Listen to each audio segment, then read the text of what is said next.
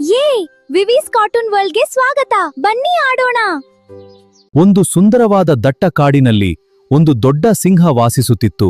ಎಲ್ಲ ಪ್ರಾಣಿಗಳು ಅದನ್ನು ಕಾಡಿನ ರಾಜ ಎಂದು ಕರೆಯುತ್ತಿದ್ದರು. ಒಂದು ದಿನ ಬೇಟೆಯಾಡಿ ದಣಿದ ಸಿಂಹ ದೊಡ್ಡ ಮರದ ಕೆಳಗೆ ಮಲಗಿ ಗಾಢವಾಗಿ ನಿದ್ರೆ ಮಾಡುತ್ತಿತ್ತು.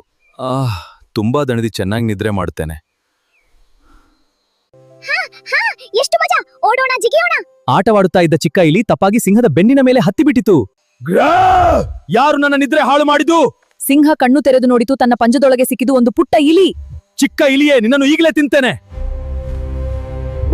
ಅಯ್ಯೋ ಸಿಂಹರಾಜನೇ, ದಯವಿಟ್ಟು ನನ್ನನ್ನು ಬಿಡಿ. ನಾನ್ ತುಂಬಾ ಚಿಕ್ಕವನು. ನಾನ್ ಖಂಡ ನಿಮ್ಗೆ ಸಹಾಯ ಮಾಡುತ್ತೇನೆ. ನನಗೆ ಸಹಾಯ ಮಾಡುತ್ತೀಯಾ? ಸರಿ, ನಿನ್ನನ್ನು ಕ್ಷಮಿಸಿದ್ದೇನೆ. ಹೋಗು. ನಿಜವಾಗಿಯೂ ಧನ್ಯವಾದಗಳು ಸಿಂಹರಾಜನೇ. ನಿಮ್ಮ ದಯೆಯನ್ನು ಮಾ ಎಂದೇ ಮರೆಯುವುದಿಲ್ಲ. ಕೆಲವು ದಿನಗಳ ನಂತರ ಸಿಂಹ ಬೇಟೆಗಾರರ ಬಲೆಯಲ್ಲಿ ಸಿಕ್ಕಿಬಿತ್ತು. ಅಯ್ಯೋ, ಈ ಬಲೆಯಿಂದ ಹೊರಬರಲು ಆಗುತ್ತಿಲ್ಲ. ಯಾರಾದರೂ ಇದ್ದೀರಾ? ದಯವಿಟ್ಟು ನನ್ನನ್ನು ಕಾಪಾಡಿ. ಅದು ಸಿಂಹರಾಜನ್ ಧ್ವನಿ. ಅವರು ಅಪಾಯದಲ್ಲಿದ್ದಾರೆ. ನಾನು ತಕ್ಷಣ ಹೋಗಬೇಕು. ಸಿಂಹರಾಜನೇ, ಭಯಪಡಬೇಡಿ, ನಾನು ನಿಮ್ಮನ್ನು ಕಾಪಾಡುತ್ತೇನೆ. ಚಿಕ್ಕ ಸ್ನೇಹಿತನೇ, ನೀನು ಬಂದೆಯಾ? ಚಿಕ್ಕ ಇಲಿ ತನ್ನ ಬಲೆಯ ಹಗ್ಗವನ್ನು ಕಚ್ಚಲು ಶುರು ಮಾಡಿತು. ನಾನು ಮಾಡಬಲ್ಲೆ. ಇನ್ನೂ ಸ್ವಲ್ಪ. ಆಯ್ತು.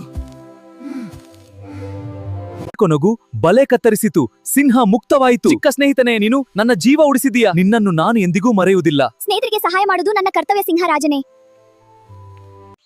ಇಂದು ನನಗೆ ಒಂದು ದೊಡ್ಡ ಪಾಠ ಸಿಕ್ಕಿತು. ಯಾರನ್ನೂ ಚಿಕ್ಕವರು ಎಂದುಕೊಳ್ಳಬಾರದು. ಹಾಗಾದ್ರೆ ನಾವಿಬ್ರು ಸ್ನೇಹಿತರೇ? ಹೌದು, ಇಂದಿನಿಂದ ನಾವು ಸದಾ ಒಳ್ಳೆಯ ಸ್ನೇಹಿತರು. ಮಕ್ಕಳೇ, ಈ ಕಥೆಯಿಂದ ನಾವೊಂದು ಸುಂದರವಾದ ಪಾಠ ಕಲಿಯುತ್ತೇವೆ. ಅವರ ಗಾತ್ರದಿಂದ ಅಳೆಯಬಾರದು, ಚಿಕ್ಕರು ಸಹಾಯ ಮಾಡಬಹುದು.